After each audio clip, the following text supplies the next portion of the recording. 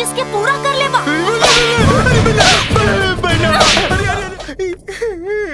ई रहल सबूत। तेल मामा गिरावलन और इल्जाम दीदी पर डाल देहलन। काहे कैलस तू ऐसा? हाँ? बोला, काहे ऐसे कैलस? बहिना तो प्राण। चुप, एकदम चुप।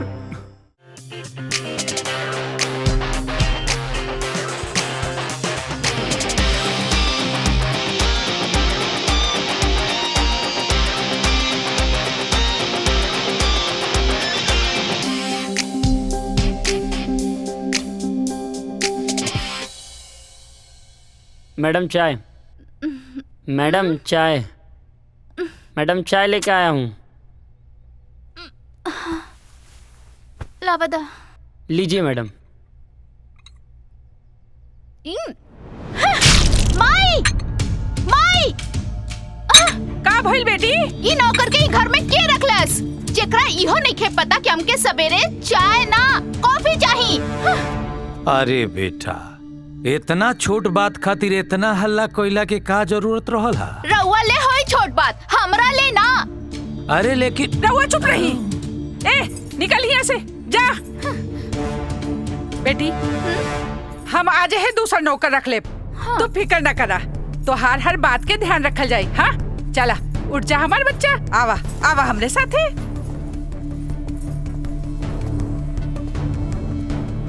प्रभु, एक घर में पहले से एगो बरहमाइन माई रहली है, एगो औरी बरहमाइन माई के भेजला के का जरूरत रहल हा?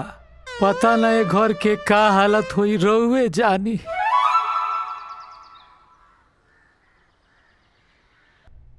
ला तू ला। धन्यवाद मालिक। विजय, ये का कर रहल बड़ा? माई वो दीपावली के ही सबके गिफ्ट देवतानी। गिफ्ट हम मेहमान खातिर मंगौले बानी, नौकरन खातिर नहीं। पर माई। चुप, जा जाके रख दे अंदर।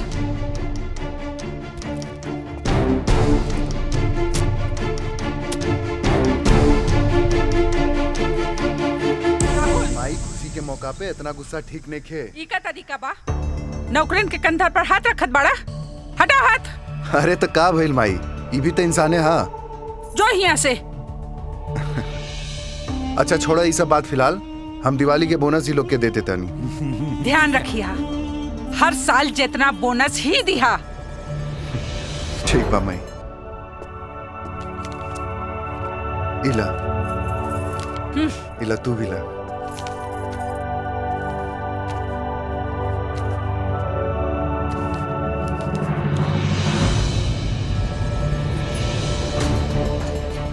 राहुल, तोहरा के कितना बार मना कैनी हा कि गरीब लोगन से दूर रहल करा।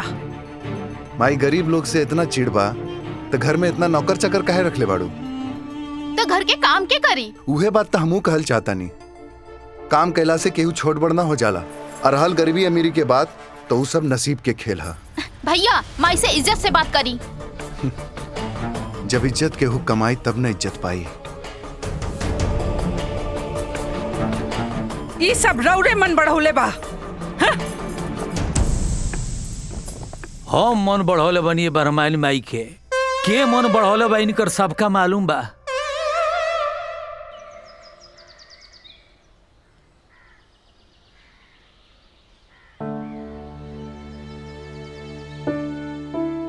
बेटा राहुल, का सोचत रहा बेटा? कुछ ना बाबूजी। राहुल, हर बार बोनस तो हर माई बाटेली, एवेरी तू बटला हा, का बात बा? वो का है ना बाबूजी, दुनिया दिन पर दिन आगे बढ़ रहा बा, लेकिन माई के सोच उहे 20 साल पुराना बा। माई इस साल भी उ लिफाफा में 100 रुपया के नोट भर के देती, लेकिन हम उ लिफाफा में 2000 के नोट रख देनी। वाह बेटा, काश तोहरा ऐसन सोच तोहरा माई के भी रहित, तो ई घर स्वर्ग बन जाइत।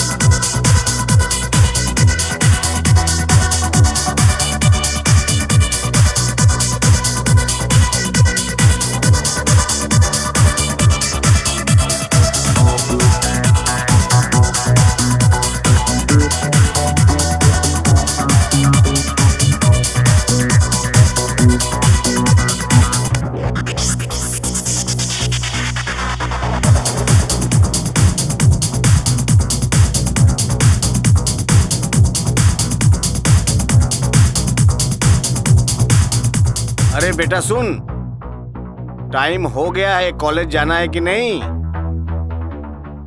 टाइम हो गया है, तू डांस में पड़ी है, कॉलेज जाना है कि नहीं? तैयार हो? पहले काहे ना बताईनी? कितना लेट हो गई नी हम। चली फटाफट निकली, फटाफट चलो निकली। नीचे चलो, जाई तैयार हो यहाँ जाओ। से, जाई। अरे माई,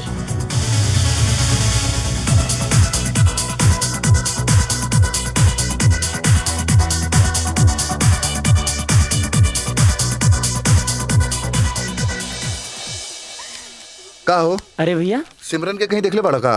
अंजलि अभी तो इधर ही थी, अंदर कहीं गई होगी। भैया इतना भी का सोचे तनी, कुछ होखे ओकरा के रउआ आई लव यू बोल दी। बोल देती यार, लेकिन सोचा तानी वो मना कर दीता। भैया कहीं जाने बूझे के चक्कर में ऊ के हुआ और के हो जाईता। कहल जाला कि दिल अगर टूटी तो दर्द होबे करी, अब प्यार अगर सच्चा हो तो मिलन होबे करी। हाँ हाँ समझ गए? हाँ, चल हम आवतनी। ठीक बा भैया।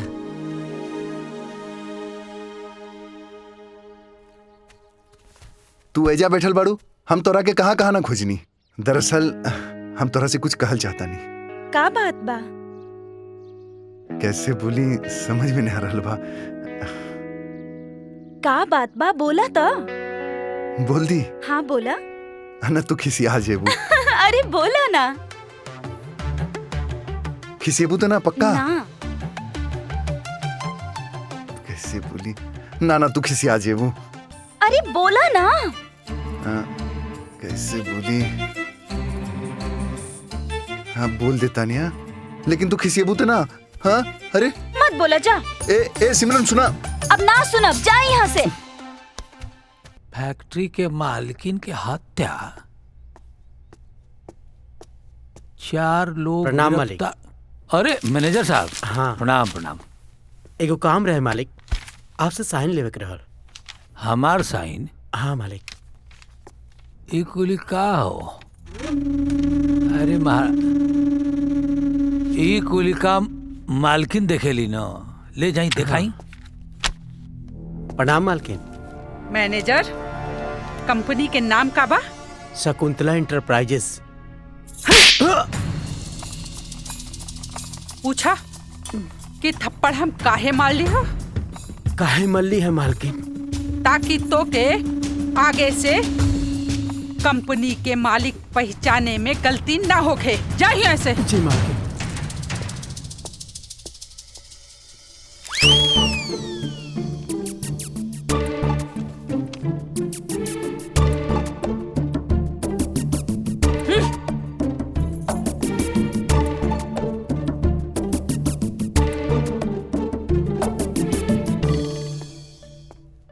बाबूजी, बाबूजी, अरे माई गईली, काहे नुकाइल बाड़ा?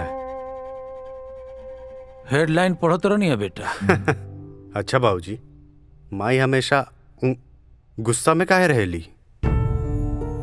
बेटा जकरा कपार पर दौलत के नशा चढ़ जाला न, ओकरा गलत भी सही लगेला। हेडलाइन पढ़ ली? हाँ पढ़ ली।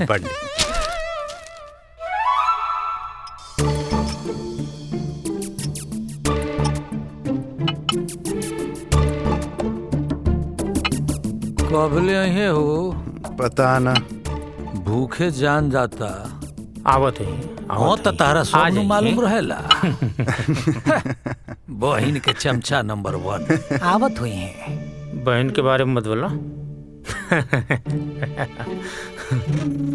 ला आ गई। Good morning mummy. Good morning. Good good morning माई। आवा बहना, बैठा। शुरू करा लोगन। हाँ शुरू करी।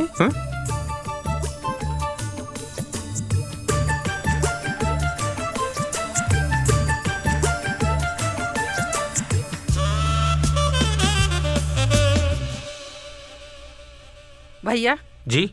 आज रामेश्वर जी की बेटी ऑफिस में आई विजय से मिले खातिर। हाँ। विजय के समय पर लेके आ जाइए। ठीक बा। पर माई हम मिलके का करब? शादी? अरे मतलब तोहरा शादी खातिर लड़की जवन देखेगी बा? बाबूजी, माई, हम अभी शादी नहीं करे के चाहत। हम तोहार इजाजत नहीं मांगत। ये हमार फैसला बा कि तोहार बियाह रामेश्वर की लड़की के साथे ही होई। उहे हमार बहू बनी, समझला? जा बहन के गुलाम। बाबूजी, रउआ भी तो घर के मालिक हैं। रउआ काहे ना कुछ बोली? बेटा, तहरा तो मालूम बा न कि हम तो कहे खातिर बानी, सारा मलिकाना तो ही चलावेली। बाबूजी रउआ एकदम सही कह रहल बानी। असली फैसला तो माइये करेली, लेकिन बाबूजी ई बात रउआ माई के सामने काहे ना बोलनी? जब तोरा सब मालूम बा तो अंगुरी काहे करता रे रे?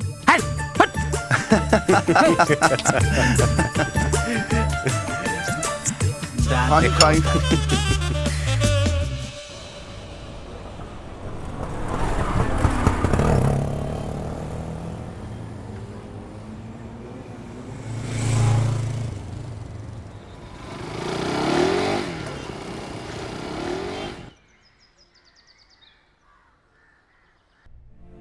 शकुंतला जी, ये हमार छोट बहन है। हम इनकरा खातिर कुछ भी कर सकीला। शकुंतला जी, हमारे पास जौन कुछ है इनकरे है, और हम चाहता नहीं कि एकर बियाह राहुल बेटा विजय से हो।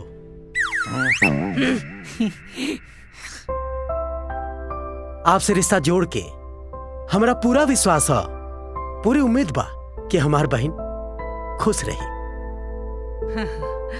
शकुंतला जी, विजय दिखाई नहीं देता रहे? विजय बस औते हुई हैं। अच्छा, एक बार रागिनी से मिल ली, फिर बिजनेस पार्टनरशिप रिश्तेदारी में बदल जाई। बहुत खुशी की बात है। हाँ। इला आ गई। बैठा बैठा बैठा। नमस्कार।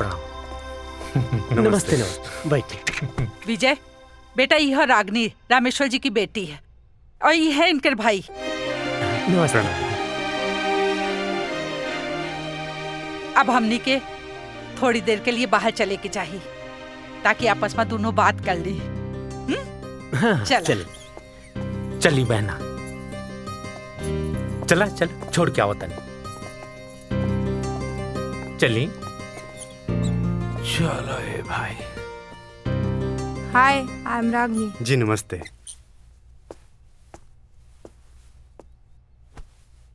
रउआ ले चाय मंगाई या कॉफी? चाय तो मैं पीती नहीं हूँ, कॉफी पीऊंगी। आप भी कॉफी पी लीजिए। मतलब?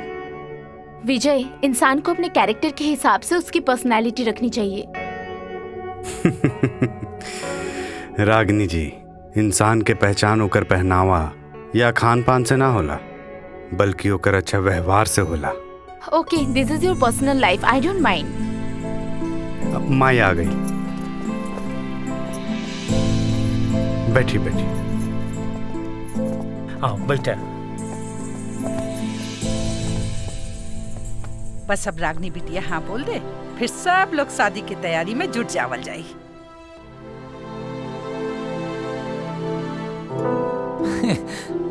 आंटी, मुझे विजय पसंद है। क्या बात।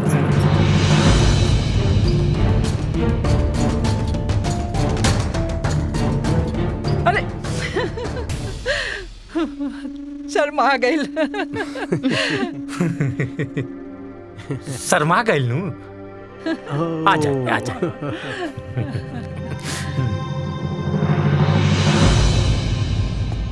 ए भाई, हाँ? हमरा के शादी नहीं खे करे के, कोनो उपाय करा भाई। लेकिन काहे? काहे का? घर में एगो माई कम बा का कि दूसर माई के ले आई? अरे वो लड़की के हमनी के माई से ज्यादा ही अपना स्टेटस और दौलत के गुरूर बा। अच्छा, तो ये बात तू जाके माई के बता दा ना। वाह, माई के बता दी। अरे माई के सामने हमारा मुंह ना खुलेला, और तू छोड़ा, तू कोनो उपाय करा यार। उपाय? चला फिर कोनो फार्मूला फिट कइल जा। अरे राहुल, अरे आवा ना मर्दे।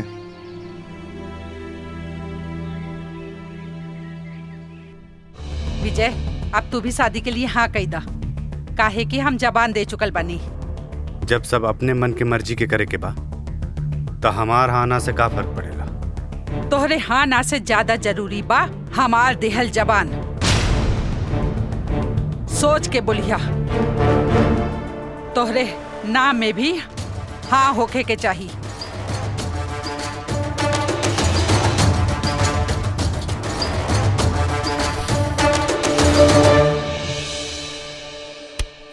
राहुल के पता चली तो तकलीफ हो जाए।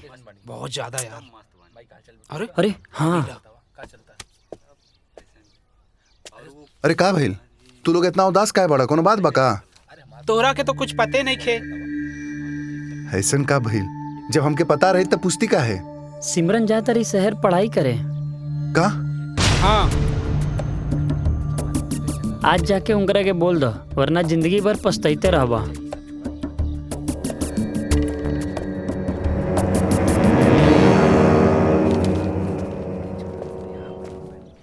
हाय। हाय, कैसन बाड़ू? हम ठीक बानी। तू कैसन बाड़ा? हमहू ठीक बानी। हमरा तोरा से एगो बात कहे के रहे। हम सोचा तानी कहीं तू बुरा त ना मान जेबू ना। का बात बा? बोला। कैसे कहीं अंदर से बहुत डर लग रहल बा। ऐसन कौन बात बा जे डर लग रहल बा? हम तोहार जिंदगी में तोहार सहारा बन के रहल चाहतानी। जिंदगी में तू रोबू तो हमहू रोब, तू हंसबू तो हमहू हंसब। हम तोहरा से बहुत प्यार करेंगे। आई लव यू सिमरन।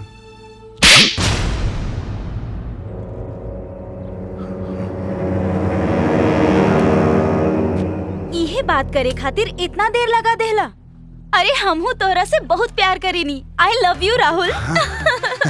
अरे जब तू हमरा से इतना प्यार करत रहलू तो शहर छोड़ के काहे जात बाड़ू? अरे ई कौन कह देलस तोहरा से कि हम शहर छोड़ के जाता नहीं? अरे वो संजय हमके बतौलस कि तू शहर छोड़ के जाता रू। अरे हम कहले रहली तोरा साथे मजाक करे खातिर। तब तक बहुत बड़ जिम्मेदारी हमरे ऊपर बा और इस जिम्मेदारी से कोनो भी बाप पीछे ना हट सकेला। पर हमार खुशी रउआ साथे बा। हाँ। और हम जहाँ भी जाइब हम दोनों साथे जाइब। अरे नहीं बेटी, केहू बाप बेटी साथे जाला का? ऐसन कबो बहेल बा का? अरे बेटी, हमार आशीर्वाद तोहरे साथे बा। पर हम कहीं भी जाइब रउआ के साथे ले जाइब। उ काहे कि हम रउआ बिना कहीं न रह पाई। अरे बेटी, अरे बेटी,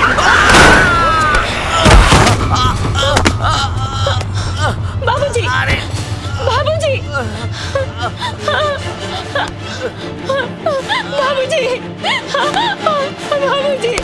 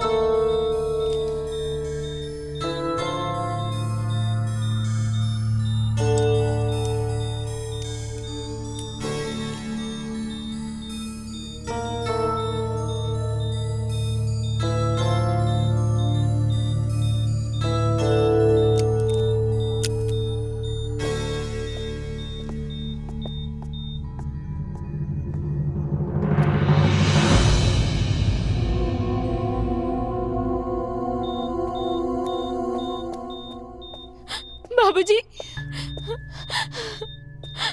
बाबूजी, बाबूजी,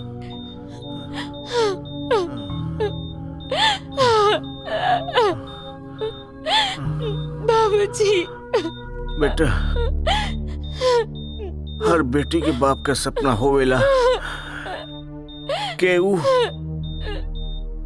कन्यादान करे, डोली में बिठावे। पर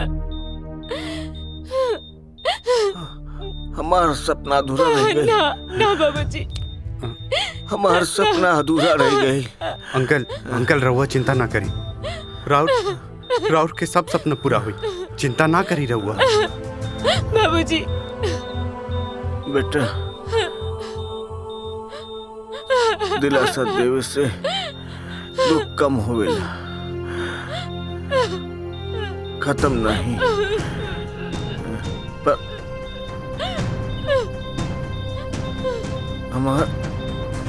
हमार बिटिया का ध्यान रखिया, कहे कि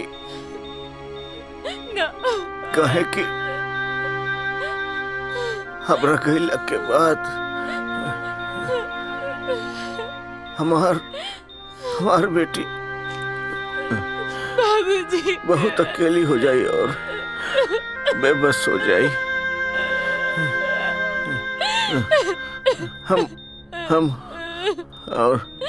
हम ओके पहले ये दुनिया बेबस लोगन के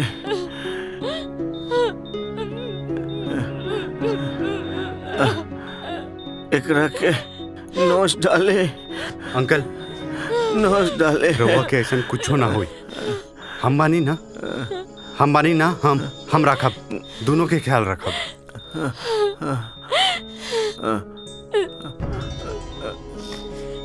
बेटा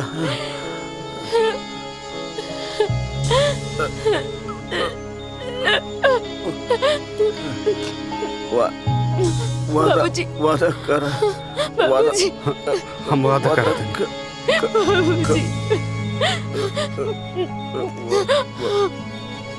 बाबूजी बाबूजी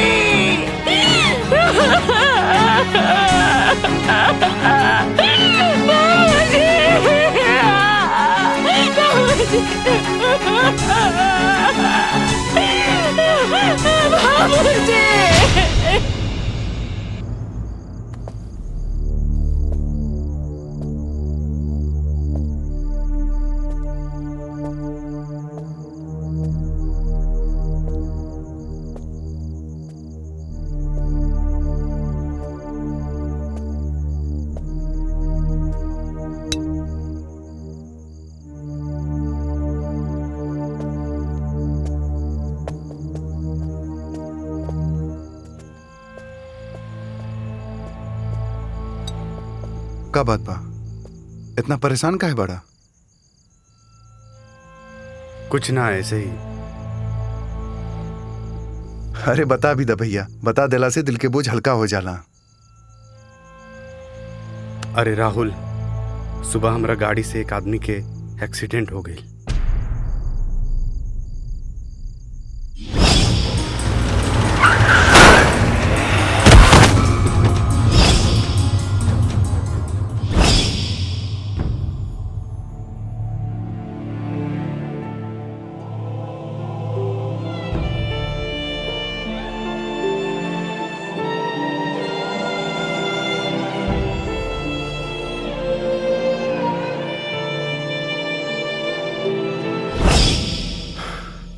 कल जाके वो लड़की के कुछ पैसा दे दिया। अब उनकर पिताजी तो लौट के वापस ना आई, लेकिन वो पैसा से उनके कुछ सहारा मिल जाए।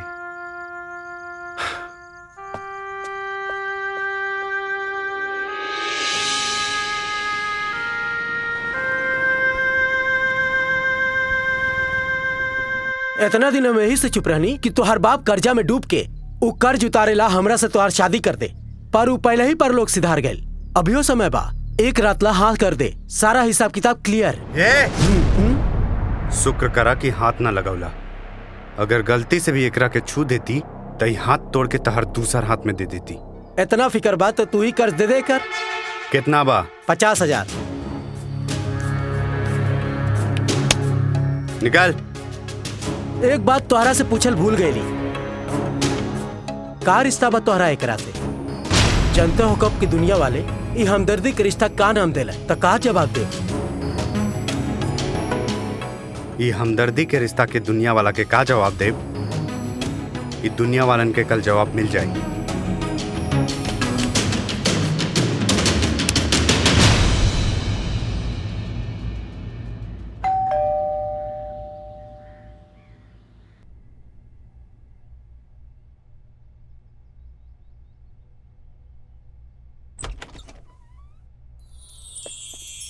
मालिक प्रणाम। ई के है? तोहार छोट मालकिन। छोटे मालकिन नमस्कार मालकिन। मालकिन अरे का भइल? देखी घर में भूचाल आ गई।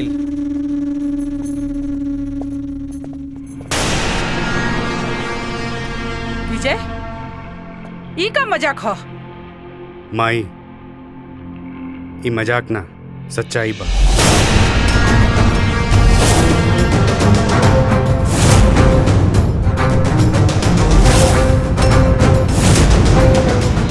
कैसन लड़की बा, न शकल न सूरत, न शकल न सूरत।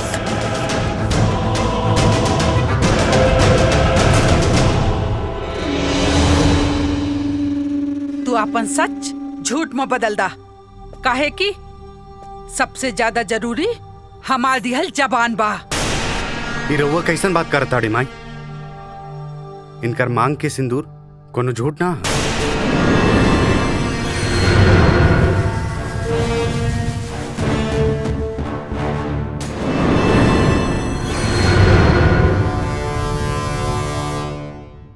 बल्कि हमनी दोनों के शादी के सच्चाई है। और रउआ बहुत अच्छा से जाना तानी कि पूरा दुनिया में शादी से पवित्र कोनो रिश्ता ना होला। ठीक बा, तो हमरो फैसला सुन ला। हम एकरा के अपन बहू स्वीकार ना करब। माई रउआ स्वीकार करी या ना करी, पर हम इनकरा के अपन पत्नी स्वीकार कर ले बानी। तो ठीक बा, कान खोल के सुन ला। घर में केहू भी एकर स्वागत ना करी, समझ ला?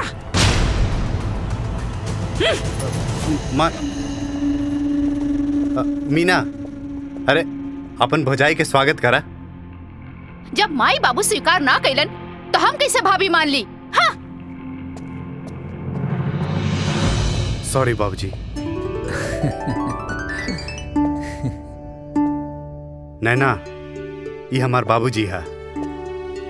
इनकर पैर छुआ। खुश रह बेटा। प्रणाम बाबूजी। ये हाकिनी डाकनी लोग के फेर में मत पड़िए बेटा। ये घर में तू साक्षात लक्ष्मी बन के आयल बड़ू। खुश रह, हमारा आशीर्वाद बा। भगवान तोहरा लोगन के जोड़ी बनौले रखस। राहुल, अरे भौजाई के स्वागत कर बेटा। जी बाबूजी। यह राहुल हमार छोट भाई, हमरा के जान से भी ज्यादा मानेला।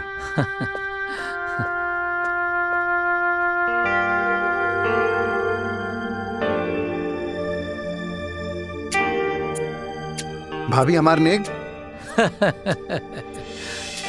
अरे बदमाश। हम समझ गए नहीं, भाभी हमके नेग ना तोहार आशीर्वाद चाहिए। ले चलो बेटा, चला। चलिए।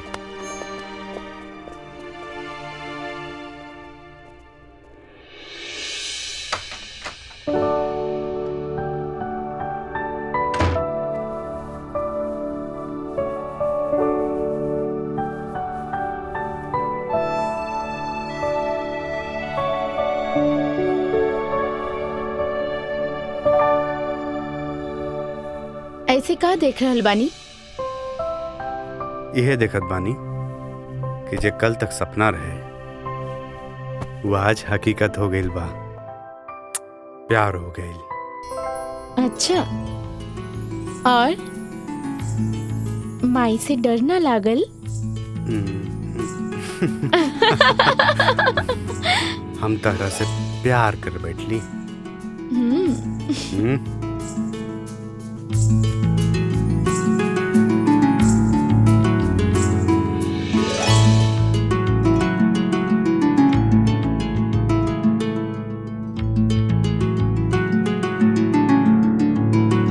वर्कर के पेमेंट हो गई? सब हो गई बा माई, बस यहाँ साइन कर दा। लावा। अरे राहुल। हाँ माई। तोहरा से बात करे के बा, बैठा। का बात बा माई? बोली। बाती बा कि माजी चाय। तोहार हिम्मत कैसे भइल हमरा के माजी कहे के? माई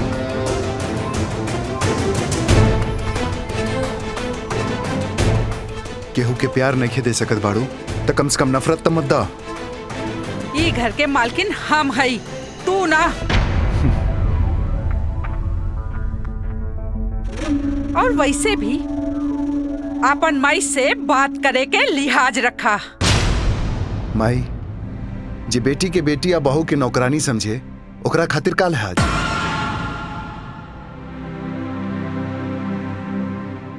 पता बा माई तोहार खुशी के में बा, तोहार स्वार्थ में। जे इंसान तोहरा हिसाब से चले उस सबसे बढ़िया, न तो दुनिया के सबसे बुरा इंसान।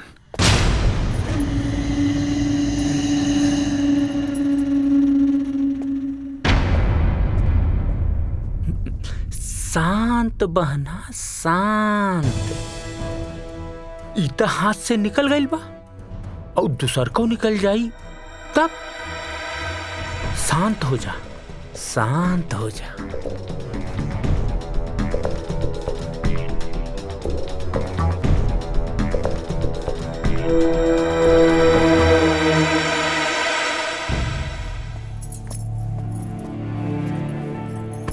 कैसन लड़की बा, न शकल न सूरत, न शकल न सूरत, न शकल न सूरत, न शकल न सूरत।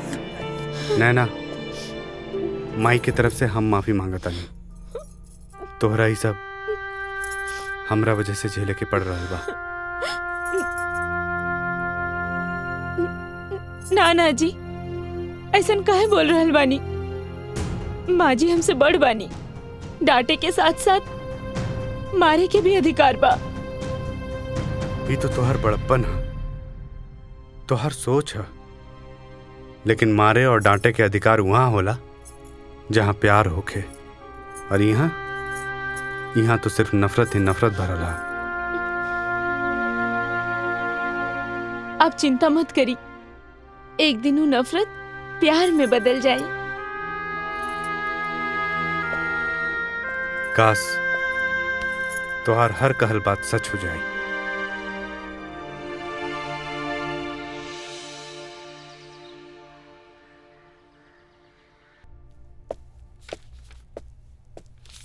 बहना, ये पेपर छोड़, बेटा संभाली। एक तो हाथ से निकल गई, कहीं वो दूसर का भी हाथ से न निकल जाए। उहे तो हमरा समझ में नहीं खे आवत भैया, का करी का ना करी। हम चाहता नहीं कि राहुल के शादी हमरा पसंद से होखे के चाहिए। अरे त ई पेपर पलटला से कुछ होई, एकरा खातिर ओकरा पे ध्यान दिहल जरूरी बा। का मतलब? मतलब यह कि राहुल के शादी के बारे में कुछ जल्दी सोचे के पड़ी, और सोचा समझ लू।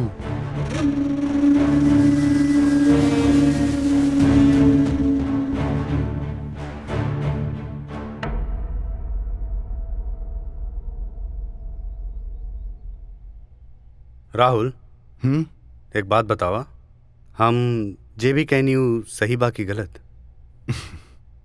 एकदम सही कहला।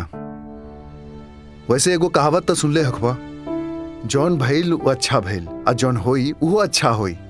इस सब ऊपर वाला के खेल हा। इतना सुंदर भाभी घर में आयल बाड़ी, केहू के कदर नहीं खे। तू चिंता मत करा, केहू घर में भाभी के पसंद करे या ना करे, हमके हमार भाभी बहुत पसंद बाड़ी। थैंक्स यार, थैंक यू। अच्छा, आज हम जाता नहीं सूते। ठीक ठीक बा।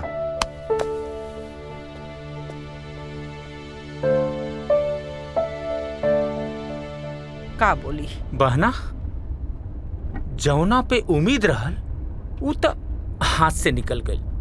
हमार उम्मीद ना उम्मीद राहुल है भैया। आज तक हमार गुस्सा दिखल बा, अब हमार जिद देखी भैया। का मतलब? मतलब ई कि हम राहुल के शादी की बात करे जा रहल बानी। लेकिन बहना, हमरा के डर तो ई बात का बा, जैसे बड़का हाथ से निकल गई, कतहु छोटका भी न निकल जाए। डर तो हमरो बा भैया, मगर कहल जाला डरल इंसान ही जीत पावेला। और वैसे भी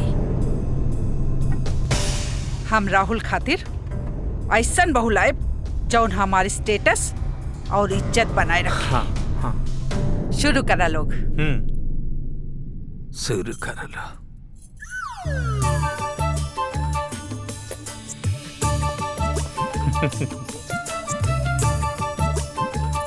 बैठा।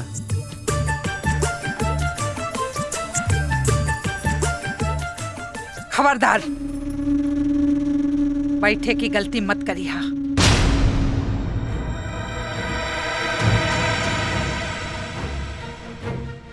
ई जगह घर के सदस्य लोग के बा, नौकरानी खातिर ना।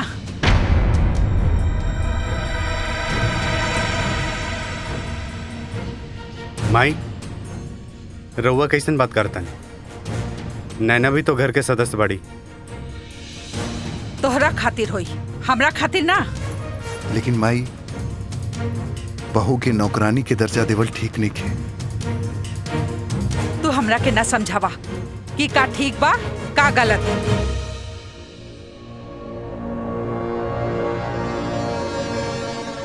अब जाए दी रहुआ।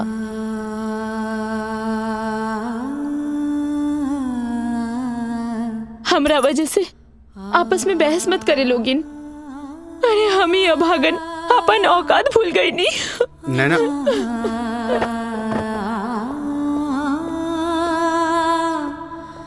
ऐजा भी बेचारी के चैन से गुजारा नहीं किया। कुछ तो बेचारी पर हम कर तू। ई मत भूला कि तोहरो एगो बेटी बिया।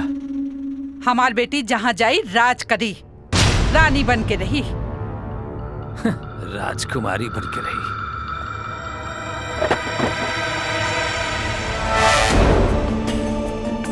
बहना, काहे टेंशन लेता? टेंशन मतलब खा खा न, ऐसे होई दे। चल नैना, हे काहे रोवत बाड़ू? अरे तू तो माई के जानते बाड़ू, वो तो हमनी के भी डांट देवेली। उनकर तो पुराना आदत है, वो तो बाबूजी के भी ना छोड़ेली। और तू तो जानते बाड़ू कि हम इन दोनों माई के मर्जी के खिलाफ शादी कर ले बानी। अब हमरा के ही कुछ करे के पड़ी। सुना, धीरे धीरे सब ठीक हो जाए।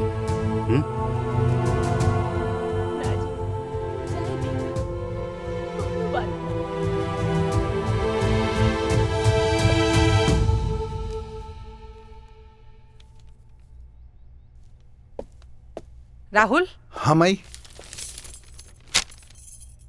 आज 4 बजे तक आ जाइया। काहे माई, कोनो खास बात पका? हाँ, लड़की वालन तोहरा के देखे आवे वाला बा। लेकिन माई, हम अभी शादी करल नहीं चाहता नहीं। का करे के बा का ना, ये हम तोहरा से नहीं पूछत। बस तू घरे 4 बजे आ जाइया।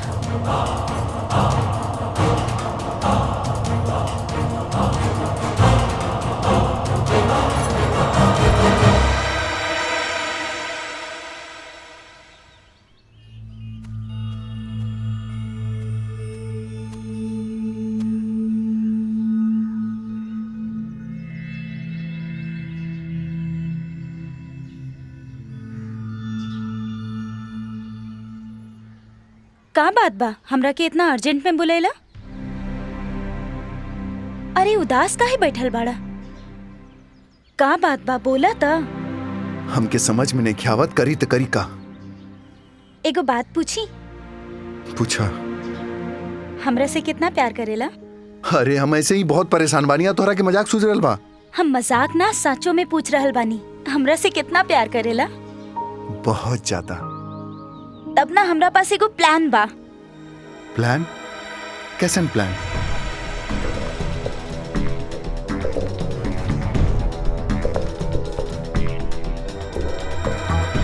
डन। कैसन बानी? अबले ना आयल राहुल? बढ़िया बानी। कॉलेज खत्म हो गई हुई, राहुल औते हुई हैं। लागता आ गई।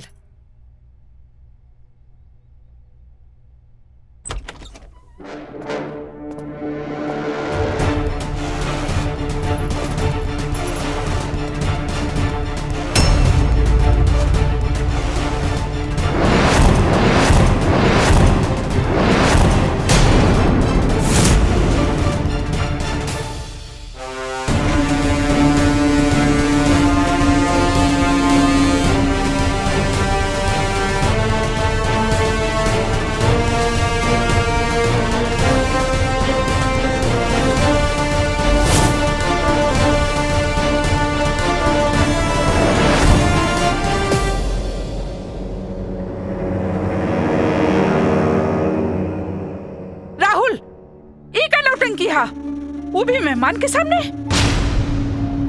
एगो लड़का शादी करके अपना पत्नी के लेके घरे आयल बा, हेमे नौटंकी के का बात बा? ई का शकुंतला जी बेइज्जती खातिर बुलौले है हमरा के? अरे नाना, नाना बहन जी, ई का है? तोहर बेटा शादी करके आ गई। हमारा ऐसा कोनो इरादा ना रहे। शकुंतला जी जौन रउआ के साथे कॉन्ट्रैक्ट कइले रहनी कैंसिल करतानी। सुनी बहन जी, अरे सुनी। माई के पैर छुआ। खबरदार, तोहरा के आशीर्वाद लेवे के कोनो जरूरत नहीं खे, काहे कि तोहरा वजह से हमरा के वो औरत के सामने शर्मिंदा होके के पड़ल, और तोहरा वजह से ही हमार कंपनी के इतना बड़ा कॉन्ट्रैक्ट छूट गइल, समझ ले।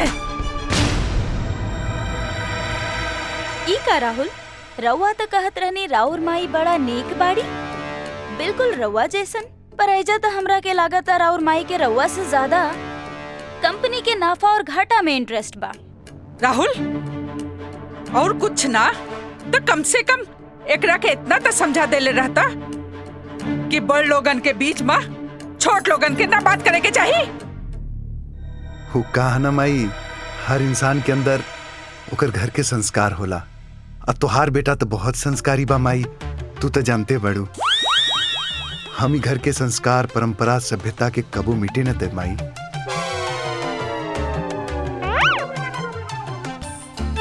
जब बाबूजी तोहरा सामने कुछ न बोल सकेले तो हम इनकरा सामने कैसे बोल सकेनी माई?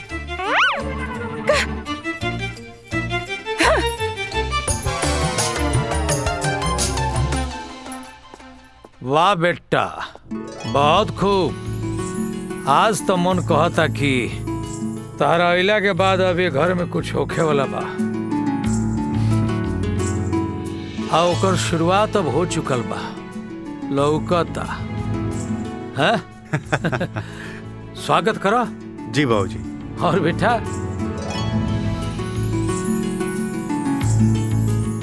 अरे जल्दी करो जल्दी करो, आओ।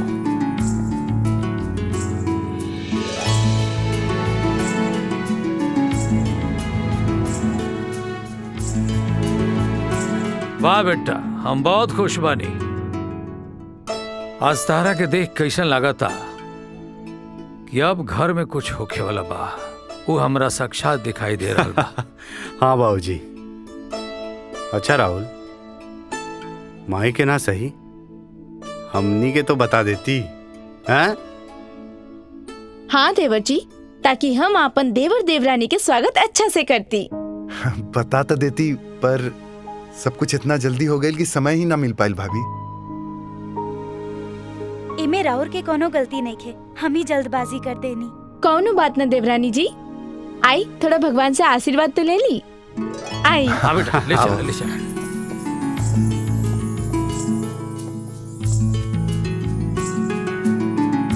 बहुत खूब। अब आई खेल के मजा, कैसे कि आ गईला बरमाइन माई के दवाई।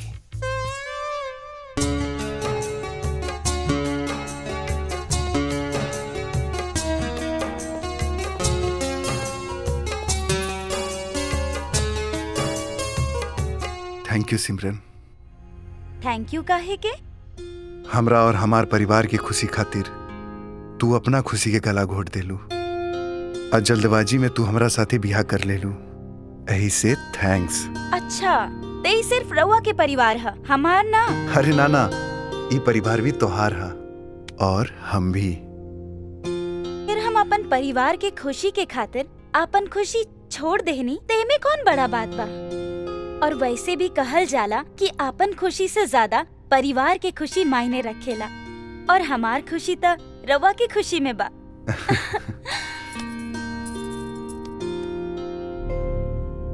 बड़की के तना शकल न सूरत, और ये छुटकी कुछ ज्यादा बदतमीज बा।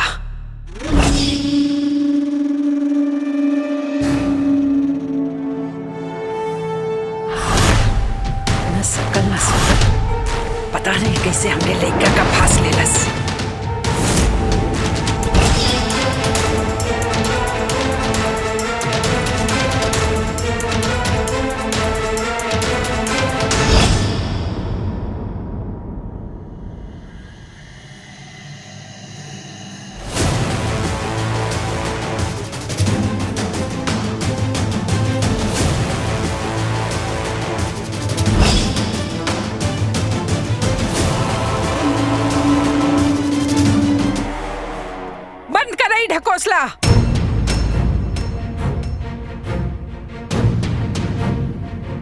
तोहार हिम्मत कैसे भइल हमरा घर में पूजा करे के? पूजा करे खातिर हिम्मत ना माँ जी, श्रद्धा चाहिए। ई त शेरनी बिया। एकर मतलब रउआ का समझब? रउआ तो भगवान से ज्यादा पैसा में श्रद्धा रखेनी और परिवार से ज्यादा खुद से प्यार करेनी। ई मत भूला कि तू ई घर के मालकिन से बात करत आड़ू। रउआ शायद ई भूल गई नी कि हम ए घर के बहू बानी और बहू होखे के नाते हमार जौन फर्ज बा हम उहे करब। राहुल जी माई। एकरा के समझा दा, अभी भी वक्त बा।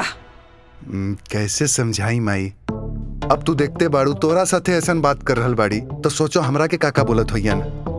लेकिन हमू एगो फैसला कर ले बानी का कि हमू बाबूजी के जैसन एकदम चुपचाप रहब।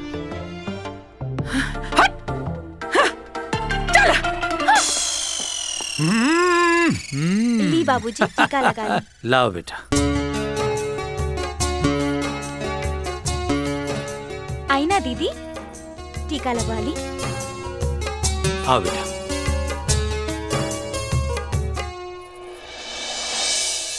माई आ गई लू बेटी।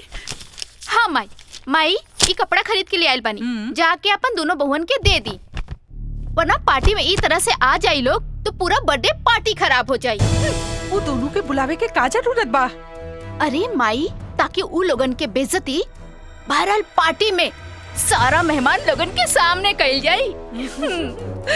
तो बिल्कुल अपने मामा पर गइल बाड़ू। मामा पे ना, माई पे। ठीक बा।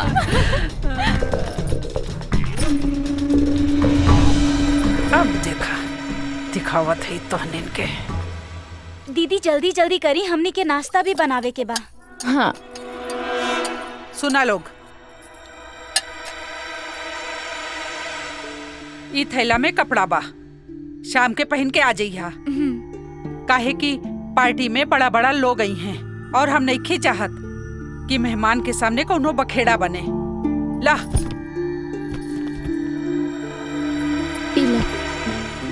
का बाई में? हाँ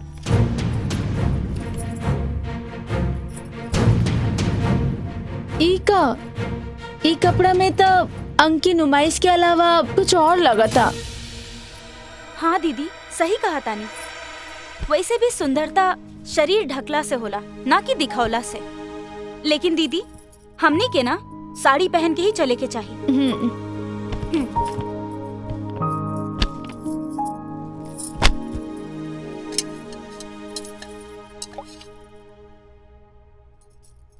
अरे शकुंतला बहिन, मेहमान तो सब आ गईलन, लेकिन राउर बहू लोग ना आई नी।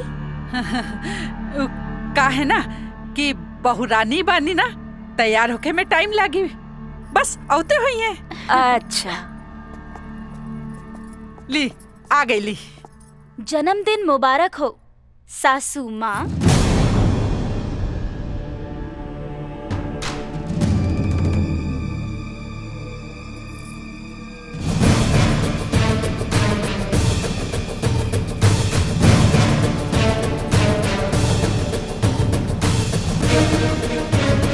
अरे ये बहुरानी कम नौकरानी ज्यादा लागत आरी सन।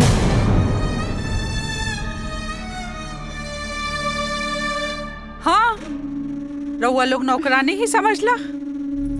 अरे माई छोड़ी ना, काहे ऐसा मौका पे मूड खराब करतानी। चली केक काटी। हाँ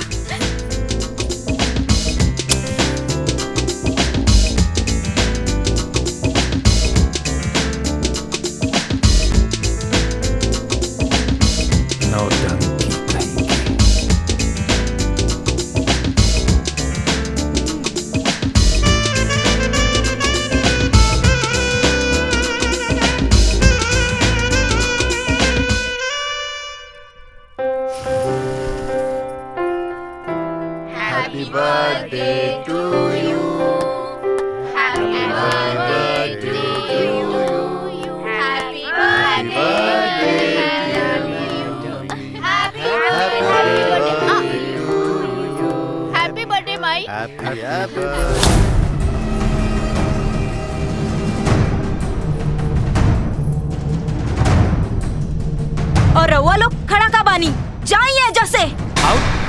चल निकले यहाँ से।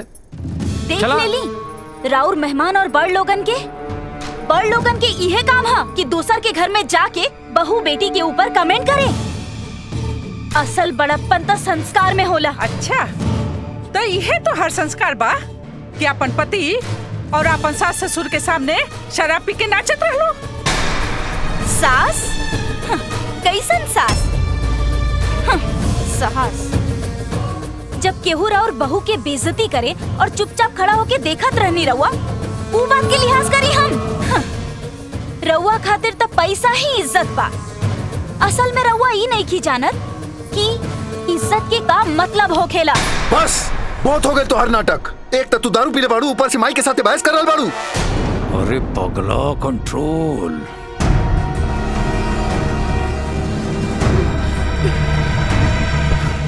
रउआ हमार पति बानी, नजदीक आके देखी कि हम दारू पीले बानी की ना। ई कमाई ई तो साचो में दारू नहीं पीले बाड़ी।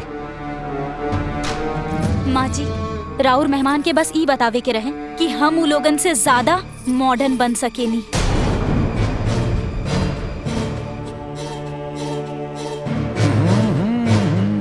हम एगो हिंदुस्तानी नारी बानी और हिंदुस्तानी नारी के का संस्कार होला ई हमरा ठीक से पता बा।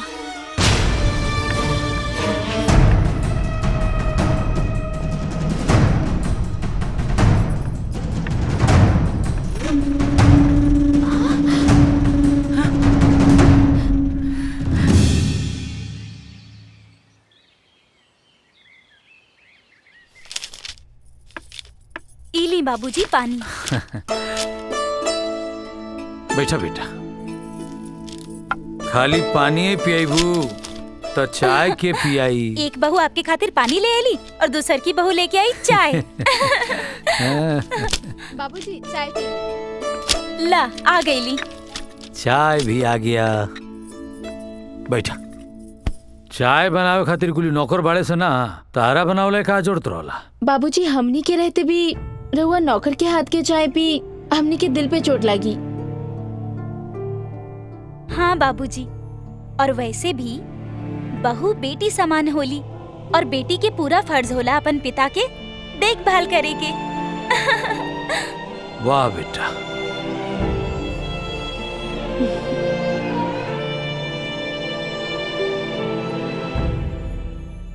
का बहिल बाबूजी, का सोचतानी?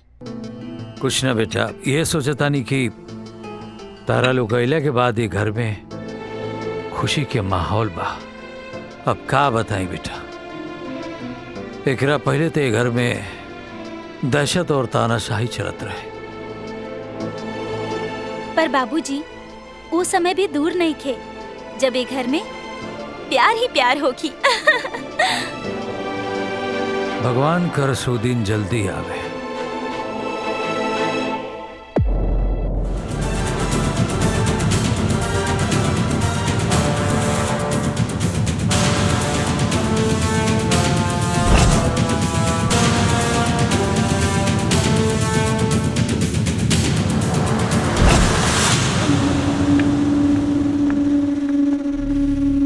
बहिना,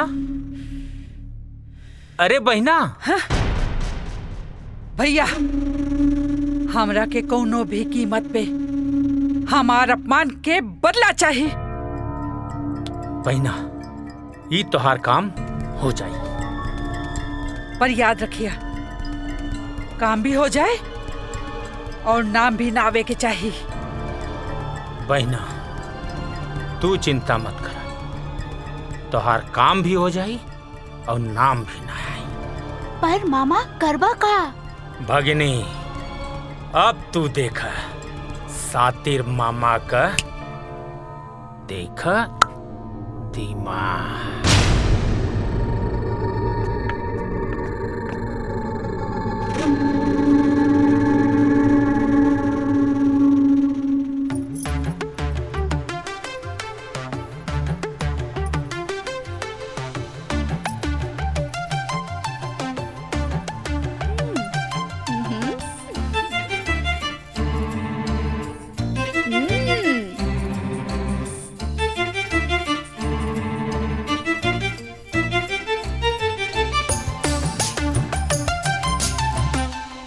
आज के खाना बड़ा स्वादिष्ट बनल बा।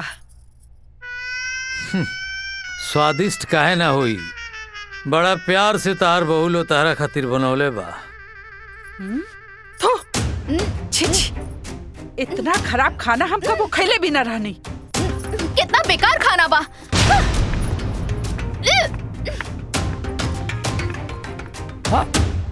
ताकत का बड़ा लो, छोड़ा वो बरमाइन के, रोज के ड्रामा है उनकर। चला खा। चल भाई खेला खाए। खा शुरू करो। खाई।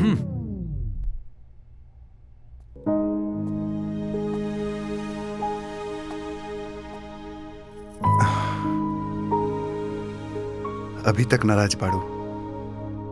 कल जौन भी बहिल होकरा खातिर हम माफी मांगतानी। अरे ना जी, माफी तो हमरा के मांगे के चाही। हम सबके अपमान कैनी है, लेकिन हमहू मजबूर रहनी करे खातिर।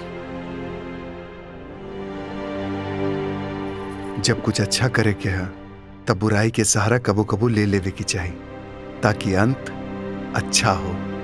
अब चला सब भूल के तनी मुस्कुरा भी था। सॉरी भैया, तनी लेट हो गई। अरे कोनो बात ना, चला। हम सोचत रहनी कि हम सिमरन एक साथ और रउआ भाभी एक साथ अलग जाई। ठीक बा। एकरा से बढ़िया का हो सकेला। चला। हाँ, चलिए।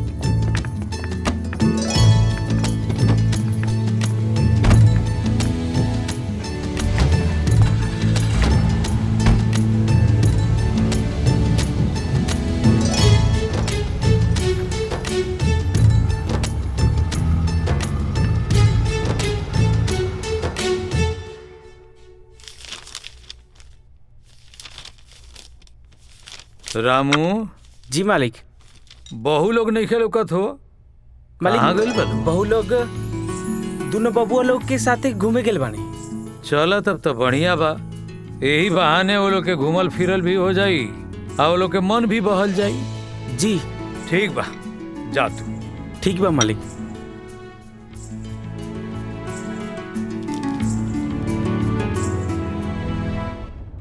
नैना, आज हम बहुत खुश बानी। काहे? देखा ना, राहुल और सिमरन के वजह से आज हमनी के एक साथ टाइम बितावे के मौका मिला। वो तो ठीक है। और सिमरन के आवे से घर घर जैसन हो गया। हाँ, वो बात तो है। हमरो छोट बहन मिल गई। कहाँ चलल जाए? आइसक्रीम खाए? ठीक बा।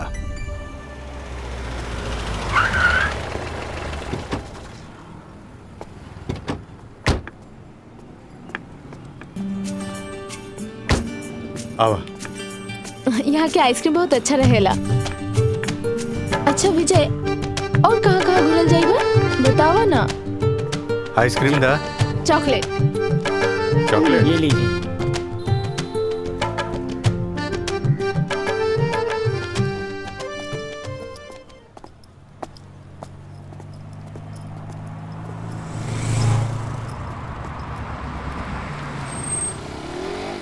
तोहरा के भूख लाग गई होई, खाए खातिर कुछ ला दी का? ना, बस पानी ले आई। हाँ, अबे पानी लेके आवा तनी। तू एजा बैठा। ठीक बा।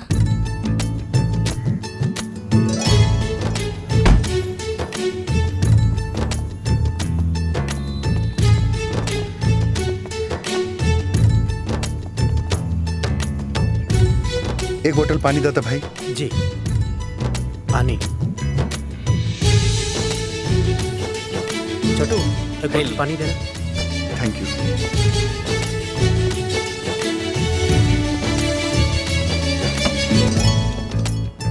इला।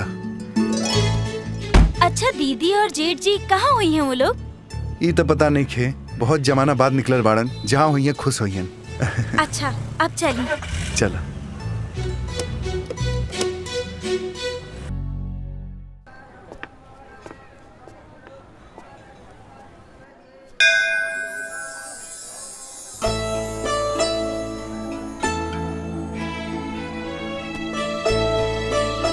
चला।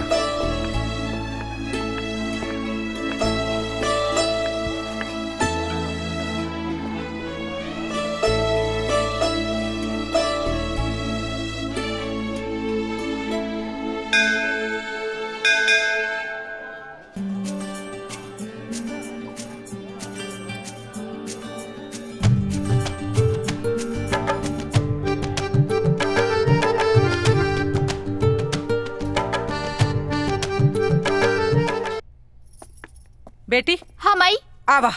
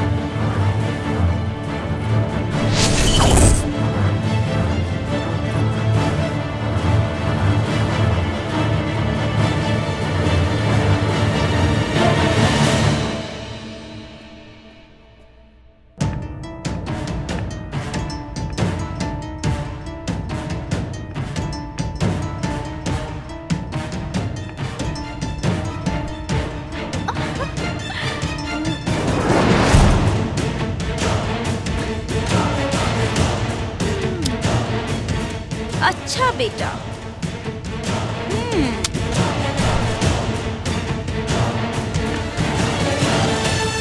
बहुत उड़ा तारी न दोनों। अब जमीन पर लाएब। रामू, रामू, जी मालकिन। हमरा कमरा में के गए रहे? हम बड़की भाभी के देखने कमरा में जाइत। अच्छा, तू जा यहाँ से। ठीक बा। नैना, नैना। जी माँ जी। हमरा कमरा में काहे गए रहलू तू?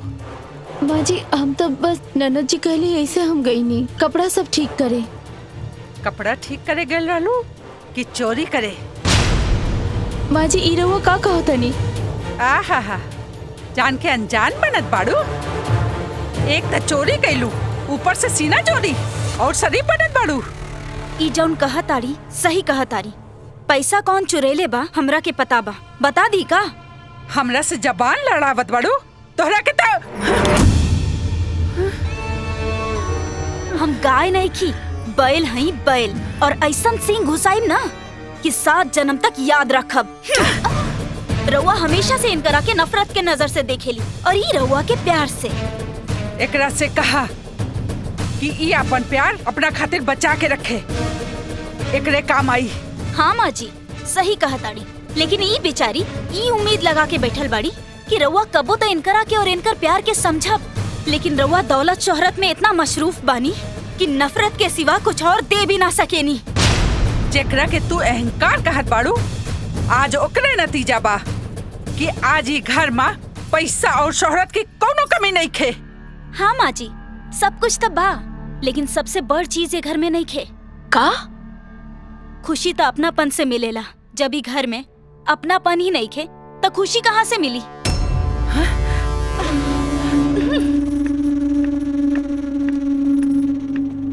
दीदी सब ठीक हो जाए, रउआ चिंता मत करी। चलिए।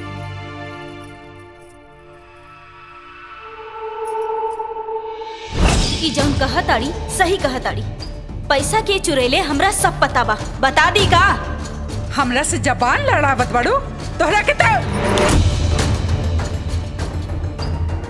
हम गाय नहीं खी, बैल हई बैल।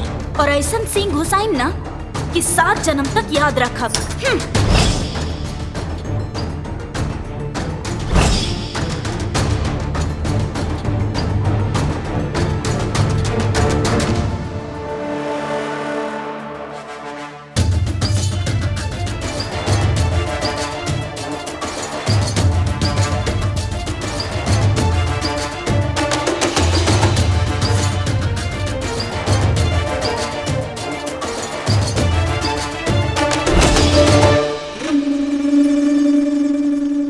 बना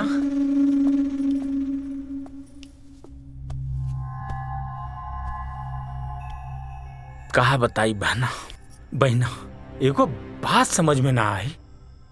छोटकी बहुरिया तोहरा पे हुकुम चलावल चाहतिया। अगर असही रह गईलू तो तोहरा इज्जत के ऊ दोनों ऐजा तोहार इज्जत दुई कौड़ी के बना दी हैं सब।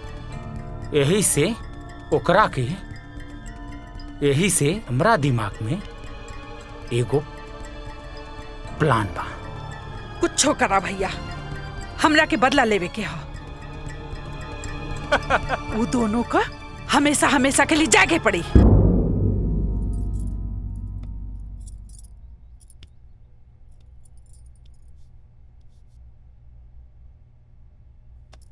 का सोच रहल बाड़ू इतना? इहे हम कौन जन्म में ऐसन काम कैले रहनी कि रउआ जैसन हमार पति मिल गईल, जौन हमार सुख के साथ साथ हमार दुख के भी साथी बन गईल। अरे भाग्यशाली तो हम बानी जे तोहार जैसन खूबसूरत सुशील जे हमार जीवन साथी मिलल। अब रउआ चाय पी ली, अब हमरा जाए दह। ठीक बा।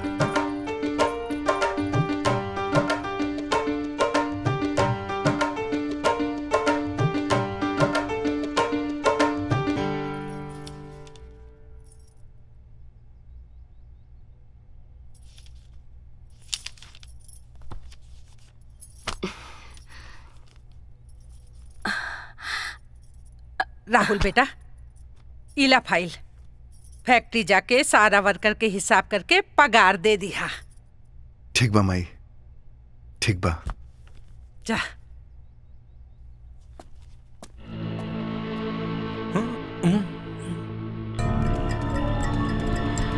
मीना बेटा। हाँ माई। जाके विजय के ते भेजा। ठीक बा माई, जाता नहीं। हाँ।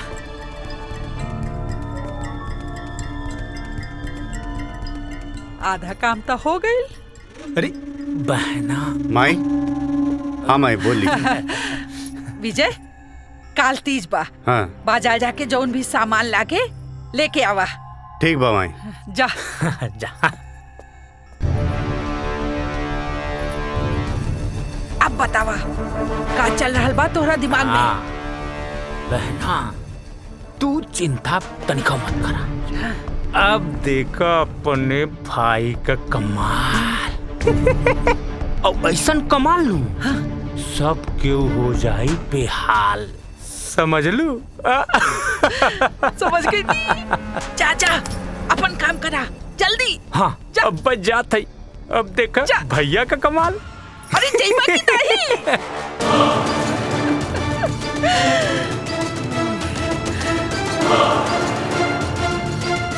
अब आई ऊंट पहाड़ के नीचे।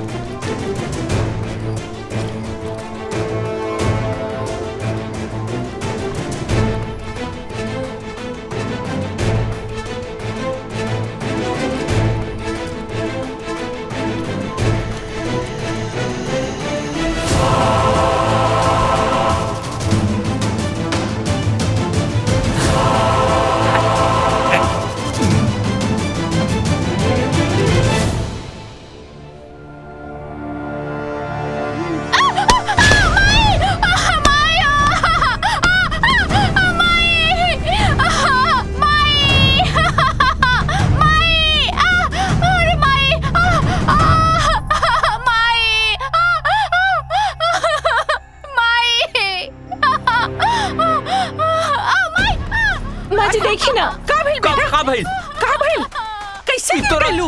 के गिरौलस? ई तुम कैसे गिर गलू? के गिरौलस तो रखे? अरे क्या गिरा है? देखा देखा एकरा हाथ में तेल बा। हम नहीं गिरेनी। छोड़ा छोड़ा। चला बेटी चला।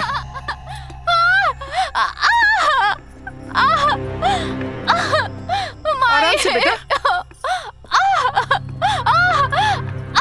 बैठ जा बेटा।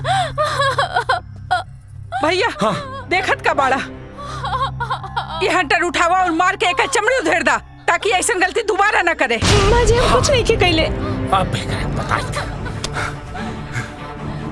हम कुछ नहीं के कैले, हम खाली इनकरा के उठाई नहीं हो। अब यह तार सजा।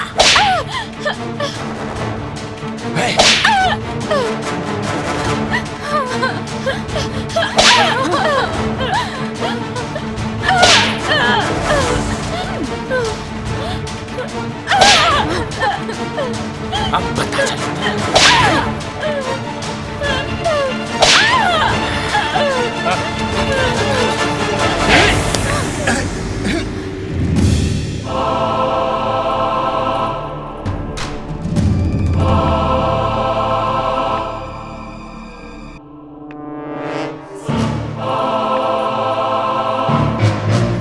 ई का करत तारू?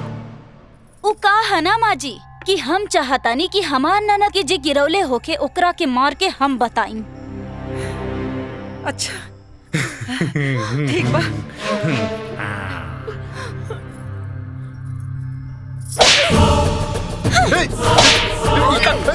अरे का करता है? अरे बहना बहना, अरे पागल हो गए। अरे बाप रे, ये का बहना, अरे बहना। बोला तुम्हारी हिम्मत कैसे भई? दीदी को हाथ उठेला?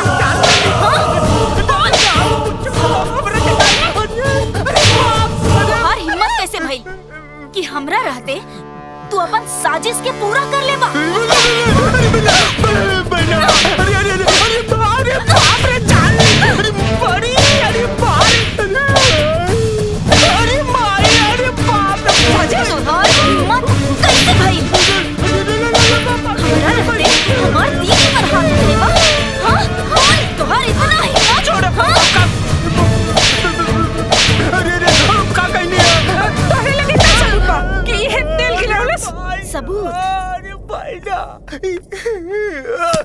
सबूत तेल मामा गिरावलन और इल्जाम दीदी पर डाल देहलन। काहे कैलस तू ऐसा? हाँ बोला काहे ऐसे कैलस? बहिना तो प्लान। चुप एकदम चुप। दोबारा ऐसा गलती कैलस ना तो हम तुम्हारी चमड़ी उधेड़ दे। भाग यहाँ से जा जा। अरे भाई चली दीदी।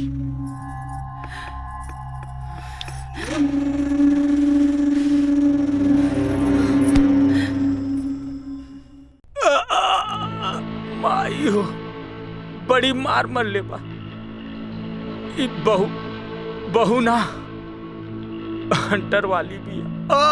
आराम से वो तुम्हारे बात हूँ। उस ससुरी बहुत ज्यादा मारे। इका बहना तोहरा खातिर हम प्लान कैनी और तो मरबई कैलेस और तू कौनो कसर ना छोड़ लू। चुप करा।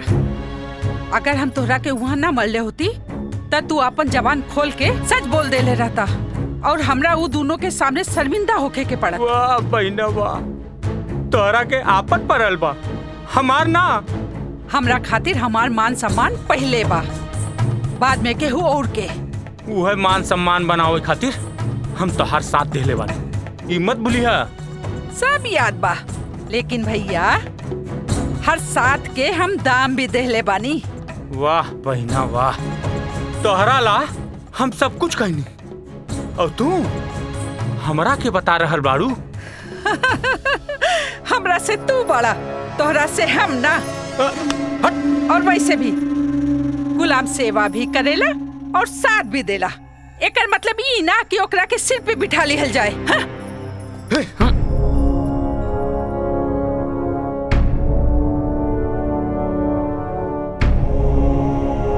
बस बहना बस, अब हम समझ गए कि जब वक्त खेला खेले लानू सब कर तकदीर पलट चला।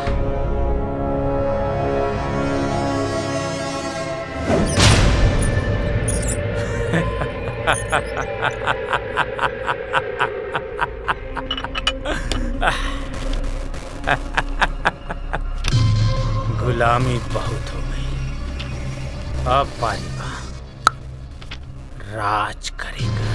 अब हमार रूप वो देखे के मिली कि देखले के बाद पूरा खानदान हिल जाई।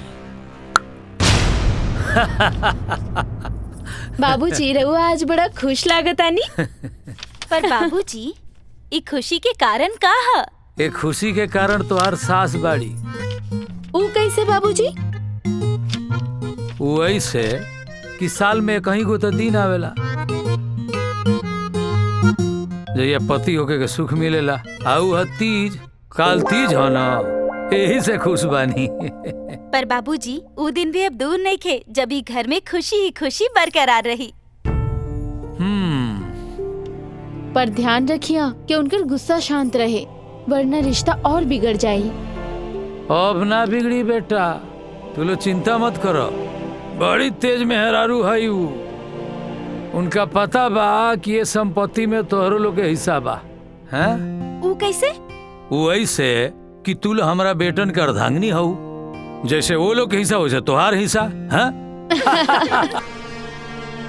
अब भइल नु दर्द। हाँ? छोड़ दो रुक रखे।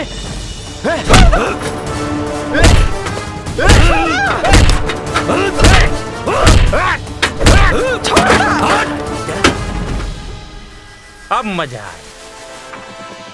हाँ देख लो शकुंतला, आई जान है कि तू दूध पियोलू उस सांप बन के तरह के डसे पेपर पे साइन। हम कल देखा नहीं। फोन करा के छोड़ दो।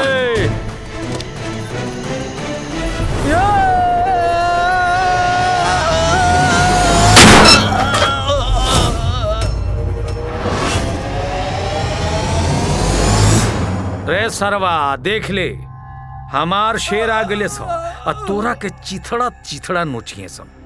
अपने आप पर बहुत गुमान रहे ना तोरा। अब तोर सारा गुमान यही जा दफन हुई। आओ भांजे आओ।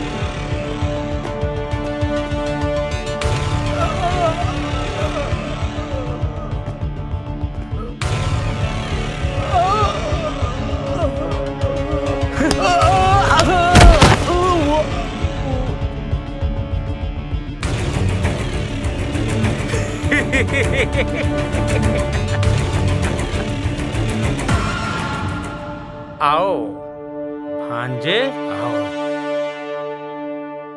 तू लोग आके हमार काम आसान कर दिल। और ऊ कंस मामा का कहावत तो सुन ले होगा। और एक कंस मामा आज तू लोगन के यहिजा से जिंदा ना छोड़ी। और जिंदा देखल चाहत बाड़ू, पूरी जायदाद हमरा नामे कर दे, ना तो यहाँ से केहू भी बच के ना जाए। वाह रे कलयुग के बहुरूपिया कंस। कंस मामा के पूरा कहानी जाना तारे तो ओकर अंत कैसे भुला गेले रे। वो कंस के भी ओकर सगा भांजा मार ले रहे। अब तोरा जैसन बहुरूपिया मामा के भी ओकर सगा भांजा ही मारी। मारे ननी के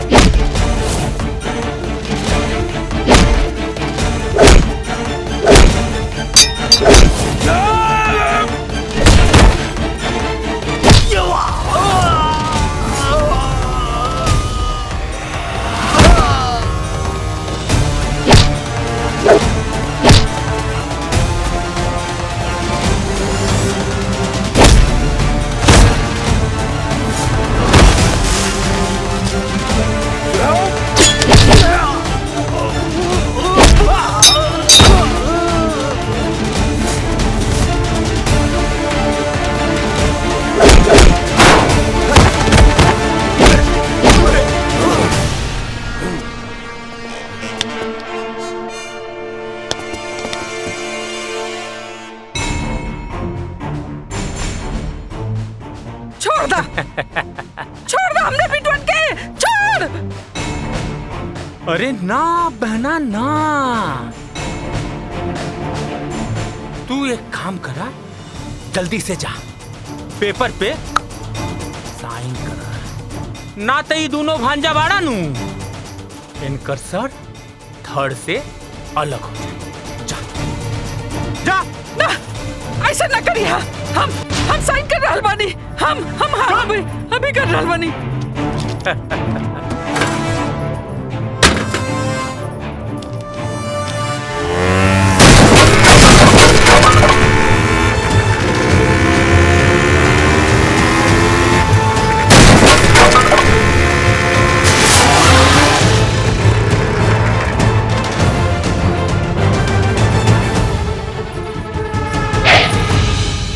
कहले रहनी ना मामा कि हमार घर और हमार खुशी के तरफ आंख उठा के मत देखिए, न तो आंख निकाल ले।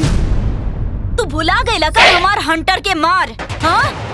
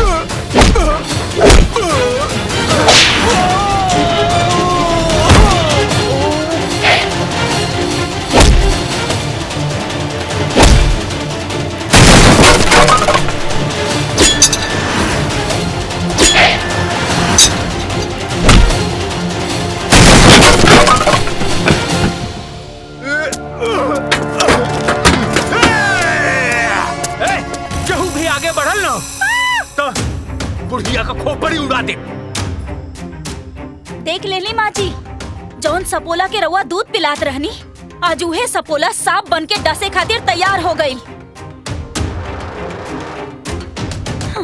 बहू, उहे बात के ते अफसोस बा, जेकरा के हम आपन समझनी वो घाट लगा के मौका के इंतजार में रहे, और जेकरा के हम दुश्मन समझनी वो अपन जान जोखिम में डाल के हमरा के बचावे आ गई। ऐसे कैसे ना आई थी माँ जी? ननद छोट हो खेले तो बेटी समान हो खेले, और सास माँ समान, और माँ बेटी के केहू अलग कर दे, ऐसा ना हो सकेला माँ जी। चुप! ज्यादा प्यार उमड़ल बानू तो तू लोग घर पे जाके अपन प्यार दिखाई है।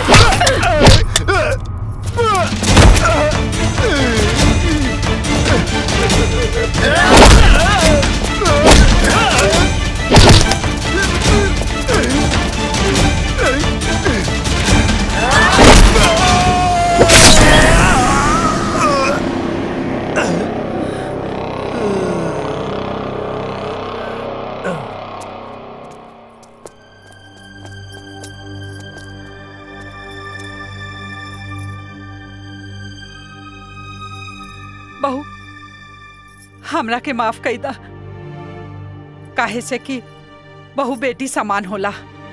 हम तोहरा के बहुत दुख देनी, हमरा के माफ कई दा। माँ जी, माफी मांग के शर्मिंदा ना करी हमरा के, बस अपन आशीर्वाद दे दी। अरे धनराज जी, आप? नमस्ते। नमस्ते। नमस्कार। आप यहाँ? आपन बेटी के देखे यहाँ आ गेली। माँ जी, ये हमार बाबूजी हैं। राहुल बेटी? बहू,